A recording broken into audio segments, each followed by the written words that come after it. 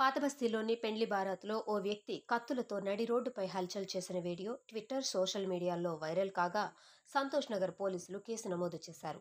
సంతోష్ నగర్ దర్గా బర్హన్ షా ప్రాంతానికి చెందిన 42 సంవత్సరాల అబ్దుల్ రహీం వృత్తిరీత్యా ప్లంబర్. ఈ నెల 5న సంతోష్ నగర్లోని నయారా పెట్రోల్ బంక్ సమీపంలోని రాజీవ్ నగర్ లేన్ వద్ద రాత్రి 9 గంటల సమయంలో తన బంధువుల పెళ్లి బారాత్లో పెద్ద కత్తితో కలిసి నృత్యం చేస్తూ హల్చల్ చేశాడు.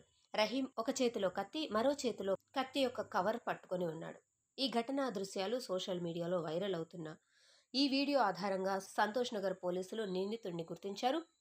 అతడి ఇంట్లో సోదాలు చేసి మంగళవారం రాత్రి నిందితుడితో పాటు కత్తిని స్వాధీనం చేసుకున్నారు. సరైన కారణం లేకుండా బహిరంగ ప్రదేశాల్లో అటువంటి కత్తిని కలిగి ఉండడం మరియు ప్రదర్శించడం కూడా సామాన్య ప్రజలను భయభ్రాంతులకు గురి చేయడం, ఆయుధాల చట్టంలోని నిబంధనలను ఉల్లంఘించినట్లని పోలీసులు తెలిపారు.